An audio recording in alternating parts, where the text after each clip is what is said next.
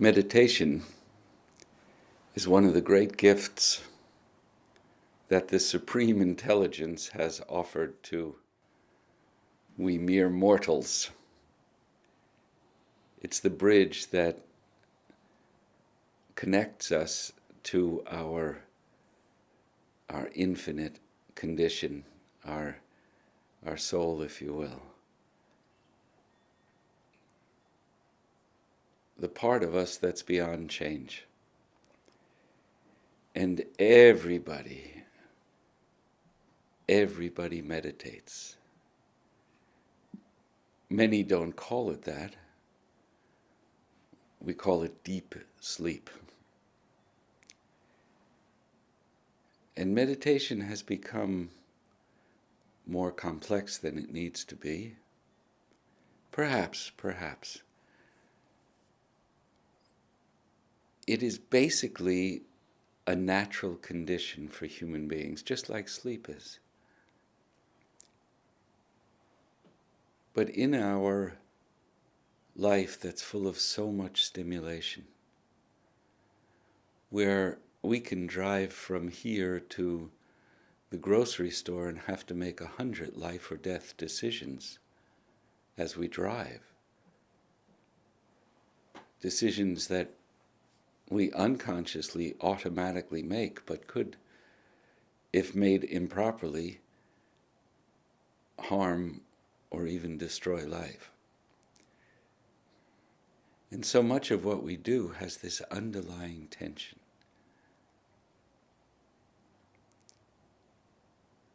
Meditation is not intended necessarily to bring about a state of peace or relaxation.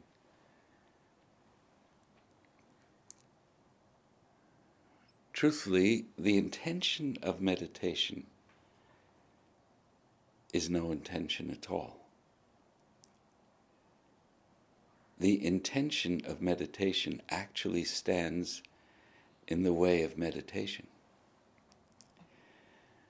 Now we ask ourselves, wait a second, how can we do this and have no intention?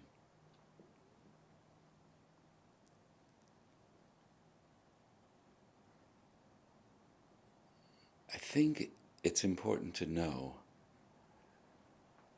that what stands in the way of this natural experience is the experiencer. As we remove the desire to experience something, then we have the possibility, delightful possibility, I might add, to be in the natural condition. Many of us have seen our pets, cats and dogs especially, when they're lying on the floor, and if you look at them, they look something like this.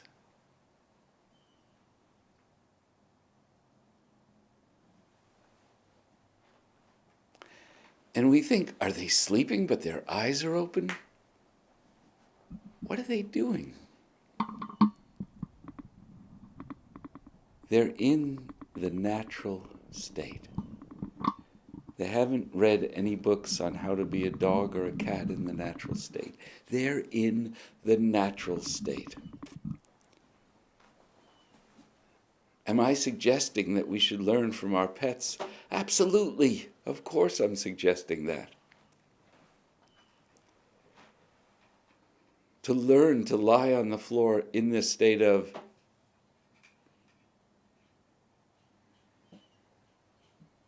just melting like that is the intention, yes. The problem is, as I said, we are so stimulated that it's difficult for us to get into that state. So we use imagery. We certainly use breath, and there are different techniques of breath that do affect the way the mind works. We use discipline. It's very difficult to go out and eat a big steak dinner and then come back and kind of say, okay, now I'm going to meditate. At that point, all of our energy, in many cases, the blood is rushing to the stomach or around the stomach to stimulate the digestive process, and that's not a time to experience the deeper conditions, the deeper states.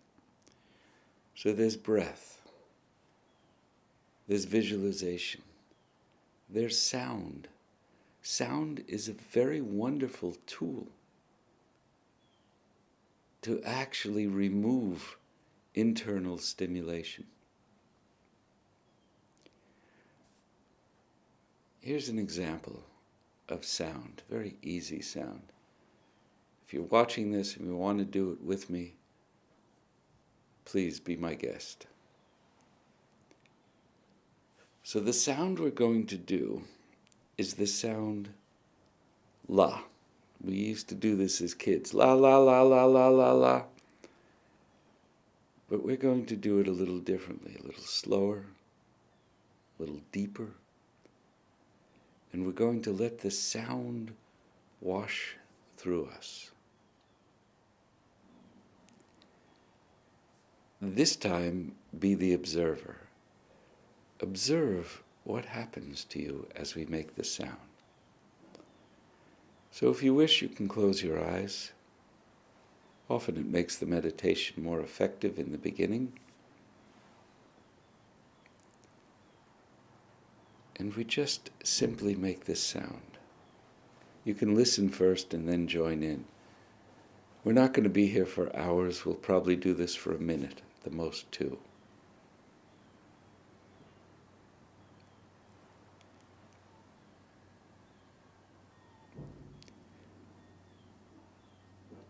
So I'm just making my breath gentle by observing it. La, la, la, la, la, la, la, la, la, la, la,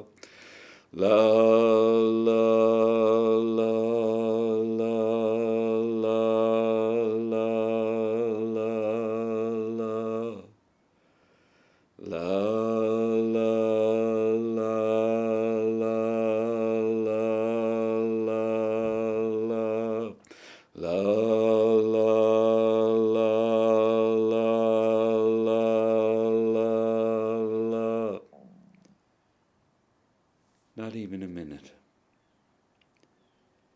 I want to share with you what I experienced just in those few seconds of making the sound. I could physically sense a relaxation in my brain. When I was offering the little talk before the sound, my brain was a muscle that was being used.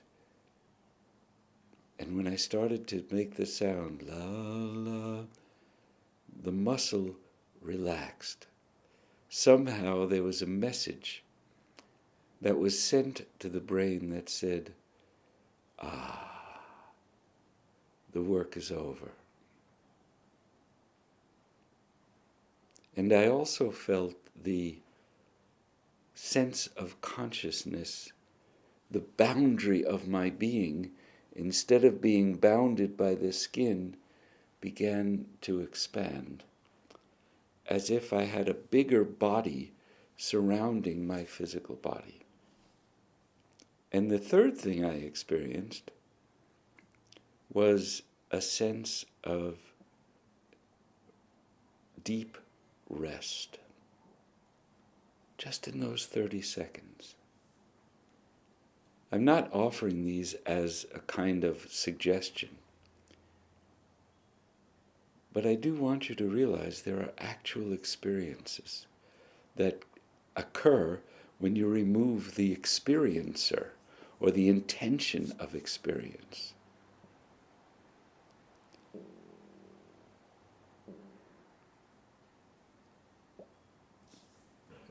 I'm feeling everything, and yet, in a sense, I'm feeling nothing. How does that happen? It's as if my mental structure, my body are functioning, and I am this emptiness out of which something comes. Let's try the sound again.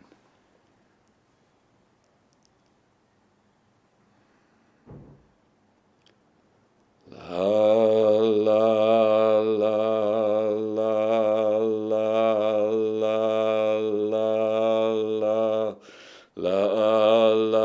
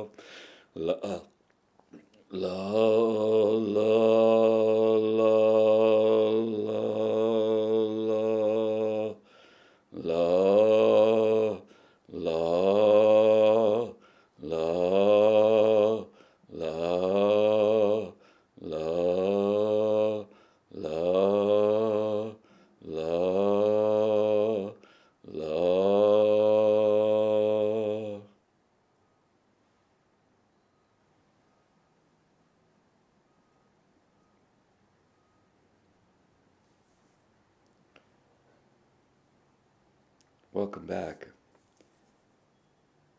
You notice there towards the end it slowed down. I didn't think, now I'm going to slow down. The sound had its own mind. The sound had its own awareness. And it just followed. It followed that awareness. So meditation is something that we attain by emptying the cup rather than by making it fuller and fuller and fuller.